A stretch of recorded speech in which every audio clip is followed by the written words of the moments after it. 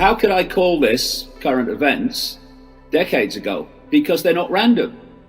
If current events were random, then you couldn't call them. But if there's a plan and you can work your backside off for 30 years to uncover that plan, and you can make it public to anyone who wants to hear, if nothing intervenes in the unfolding of that plan, then you predict the future. The idea is not to predict the future, it's to alert people to what the future is planned to be and then get people to head it off. But unfortunately, things have to get really, really bad and in your face before enough people get to that point where we better do something about this. Or actually, it is real.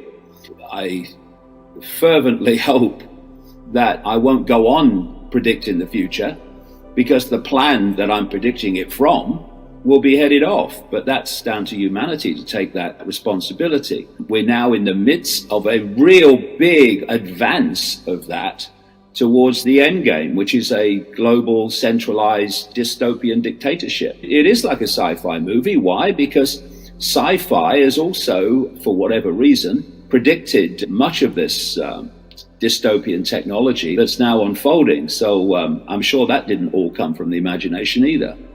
You've got to be very careful. If any organization or group comes forward and says, you don't have to worry about it, it's all in hand, then you need to be very, very wary of those people. Because, I've been doing this a very long time, and I've seen these groups under different names come and go and say, look, there's a plan, don't worry about it, it's all going to be sorted.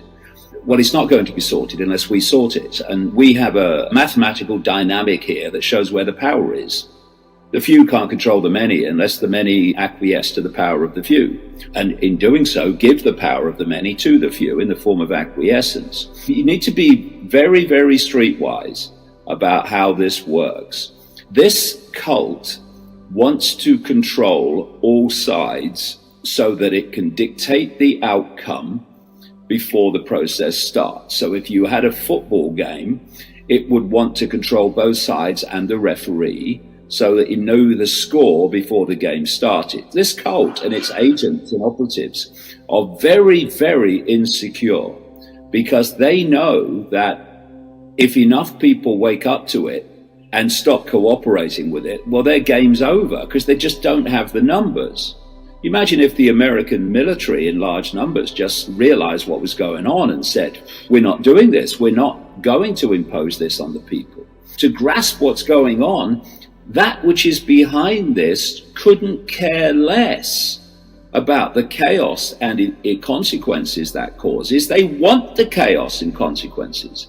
But what they want more than anything else worldwide is to purge all the institutions of those with a mind of their own, those who can see and are prepared to stand up and say, no, I'm not going along with this. This is what's going on. So it's very important in terms of being streetwise to realize that they're trying to control all sides. So be careful of the man of the people who comes out and criticizes what he's fundamentally part of. And I'm talking about Elon Musk. I have shaken my head in recent times when this person of the year has been exalted because he's criticized communism or he's criticized lockdown. It's not what someone says that matters. It's what they do. So let's look at Elon Musk, who is actually a psychopath.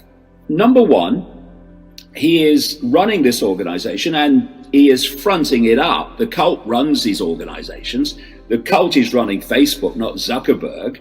So he's fronting up these companies. And number one, SpaceX. What's that doing? All the time, day after day. It's putting up tens of thousands of low-orbit satellites, this is Musk, to fire at the Earth, 5G and other frequencies. He's got Tesla, the electric cars, which is absolutely essential, and he's already doing it, to go on the road to autonomous cars. Now, what are autonomous cars about?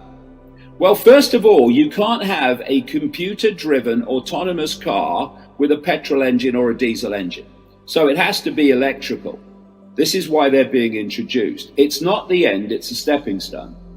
And so when you get into a petrol car now, or a diesel, you think, okay, where do I want to go? Oh, I'm going to go here. And you drive there. Well, that's not the plan with autonomous cars.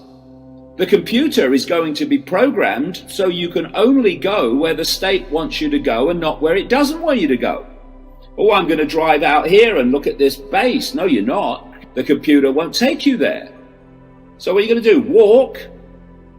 And he is fundamentally part of this. And then he comes out and says that AI could be the end of humanity, brackets true in the sense of humanity that we know it, and then starts a company called Neuralink to connect the human brain to computers.